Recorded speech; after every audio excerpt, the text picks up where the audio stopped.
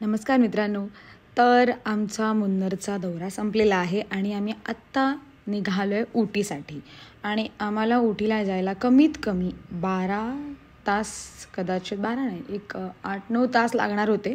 आम्ही सगळे छान छान तयार झालो आणि उटीसाठी निघालो. खरं तर आमच्यामध्ये फक्त दोघंच असे जबाबदार आणि मॅच्युअर म्हणाल तर अपूर्वा आणि वैभव आहेत. सो अपूर्वा चेकआउटचं काम करून सगळे डिटेल्स करून निघाली आणि वैभव सगळं काही राहिलं आहे का बघत होता. आम्ही निघालो. पहाटे निघण्याचं एकच कारण होतं की आम्हाला त्यांनी स्पेशली सांगितलं होतं की तुम्हाला जर मुन्नरचा रिअल व्ह्यू, त्याची रिअल ब्युटी बघायची असेल तर प्लीज तुम्ही सकाळीच जा. आणि ते खरं होतं. खूप सुंदर व्ह्यू आम्हाला बघायला मिळालेत. आम्ही मुन्नर क्रॉस केलं. मुन्नरनंतर तमिळनाडूच्या थोडं समथिंग बॉर्डरच्या थोडं मागे होतो आम्ही. तिकडे आम्ही नाश्त्याला थांबलेलो. नाश्ता केला. तिथे पण आम्ही सोडलं नाही, तिथे पण आम्ही काही फोटोज काढले. आणि एवढे सुंदर डोंगर, त्यात तो धबधबा, त्यात धुकं, पूर्ण तो घाट, म्हणजे आम्ही घाटाच्या वर होतो की खाली मला माहिती नाही. आम्हाला उटीला जाताना एक घाट लागणार होता. ते घाटावर असताना नेटवर्कचं जराही नव्हतं, पण काय ते थंडगार वारं. आणि आमच्या मॅडम ह्या दोघं बघा, म्हणजे एनर्जी, म्हणजे यांची एनर्जी बघा यार. उटीला जायचं आहे म्हटलं यार. आमचं प्लॅन ठरलेलं की नाईट आऊट मारायचं, उटी लास्ट डे आहे, असं तसं सगळं. उटी आमचं लास्ट नव्हतं, त्याच्यानंतर आम्हाला कोयंबतूरला पण जायचं होतं. बट तरीही तिथे आमचे 2 रात्रीचे स्टे होते. त्यामुळे आम्ही फुल असं बार्बेक्यू करणार आपण सगळं असं ठरलेलं. जे एक्झिक्यूट होतं की नाही ते पुढे बघा तुम्ही. अशा रीतीने आम्ही आमच्या विलावर पोचलो आहे. सो हा आमचा असा काही विलाच्या समोरचा व्ह्यू होता. खूप सामान होतं. आणि ह्या ज्या साड्या आहेत त्या सगळ्या त्या शॉपमध्ये घेतलेल्या होत्या, ज्या तुम्ही लास्ट ब्लॉगमध्ये बघितल्या असतील. खूप जणांनी साड्या घेतलेल्या आणि आमची बॅग एवढ्या फुल होतं की आम्हाला काहीही ठेवायला जागा नव्हती. सो आम्ही चेक इन करत होतो. माझा भाऊ माझ्यावर खूप जास्तच फिदा आहे, तिकडून फुल ढापून आणून मला देत होता. सो असं काही, आम्ही फर्स्ट फ्लोअर होतो आणि आम्हाला हा अख्खा विला दिला होता. असा काही आमचा विला होता. छान होता, म्हणजे असं हे म्हणता, असं नावं ठेवता येईल. आणि खूप छान होता, सोबर असं मस्त होता.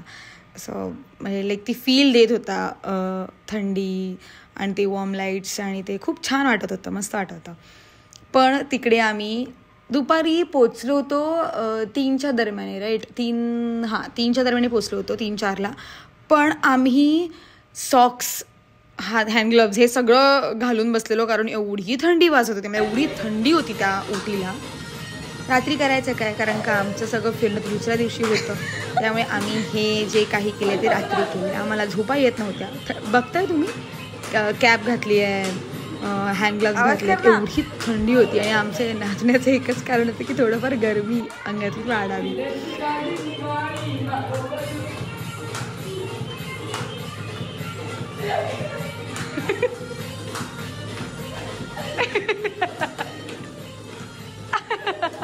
दुसऱ्या दिवशी सकाळी उठलो आणि आमचा पहिला स्पॉट जो होता त्यासाठी आम्ही निघालो. ह्या ठिकाणाचं नाव मला असं काही लक्षात नाही आहे. चांगलंच ठिकाण होतं. इथे पण हे ठिकाण खूप जास्त म्हणजे उंच असल्यामुळे इथे जास्त टुरिझम जातात. इथे मार्केट वगैरे होतं. त्या मार्केटमध्ये आम्ही जाणार होतो. इथे मग मी बाकीच्यांचे फोटोज काढले आणि आमच्या सलोनीची सिनेमॅटोग्राफी चालू होती आमच्याच फोनमध्ये, अप्पूच्या फोनमध्ये. कधी मॅडम पोस्ट करतात माहिती नाही. सो असं काही तिथून व्ह्यू होता. वैभवने गिम्बल आणला होता, सो त्याचा तो प्रॉपर यूज करत होता. मागे बघताय तुम्ही. सलोनीच्याच फोनमध्ये त्याचं काहीतरी चाललं आहे. त्याला स्वतःचे फोटो व्हिडिओ काढण्याच्या ऐवजी दुसऱ्यांचे फोटो व्हिडिओ काढायचे जास्त इंटरेस्ट होता. असे पात्र आम्हाला लागतात आमच्या ट्रिपमध्ये, नाहीतर आमची ट्रिप अशी हॅपनिंग नाही होत. आणि विक्रांत एकमेव पात्र आमच्या ट्रिपमध्ये जो सगळ्यांना हसवतो, स्वानंद आणि विक्रांत. बघताय त्याच्या हातात हा आयफोन आहे, छय्यावाला. आम्ही तिथून निघालो त्या स्पॉटवरून आणि आता जायचं होतं मला चॉकलेट फॅक्टरी आणि टी फॅक्टरीमध्ये. टी फॅक्टरीला जाण्याचं कारण का उटीला आलो आहे आणि जर टी फॅक्टरीमध्ये नाही गेलो तर मग मजा नाही. बघायचं होतं आम्हाला चहा पावडर नेमकी बनते कशी. सो इथे हे जे होतं ना, ते वर चॉकलेट फॅक्टरीला आणि टी फॅक्टरीसाठी जाण्यासाठी एक असं ब्रिज होता. त्या ब्रिजवर आम्ही असे मस्त मस्त फोटोज काढले. पुन्हा आम्ही चान्स सोडत नव्हतो, कारण का आम्हाला मुन्नरला खूप कमी फोटोज काढायला मिळाले होते. त्यामुळे आम्ही ठरवलेलं की जेवढं होईल, जेवढी बॅटरी आहे तेवढं पटपट फोटो काढून घ्यायचे.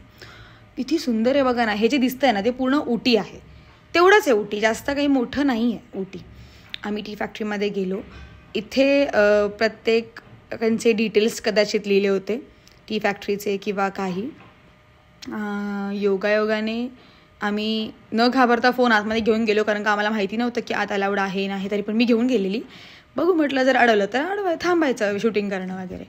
तर इथे जो पाला टी गार्डनमधला जो पाला होता ना तो इथे त्या मशीनमध्ये टाकून तेव्हा त्याच्यावर म्हणतात ना पेस्ट टाईप काहीतरी करत होते. त्याचे पूर्ण पीस बारीक बारीक पीस करत होते.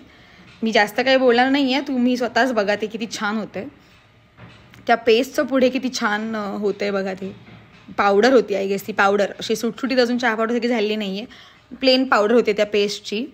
आणि इथे पुढे पुढे गेल्यानंतर ती आपल्या चहा पावडरच्या रूपात येते. म्हणजे किती लॉंग प्रोसिजर आहे. एवढा वेळ लागत नाही खरं तर, फ्लेवर द्यायला फक्त कदाचित वेळ लागत असेल, पण एवढा वेळ लागत नाही आहे त्या पालापाचोळा म्हणजे जे काही टी गार्डन आहे त्याच्यातून रिअल चहा पावडरमध्ये त्याचं रूपांतर व्हायला. हे जो थर आहे ना ही पावडर आहे अख्खी, त्याला अजून त्यांनी असं बारीक बारीक म्हणजे आता आपली कशी ती ब्लॅक अशी मण्यांसारखी असते पावडर तशी केली नाही आहे.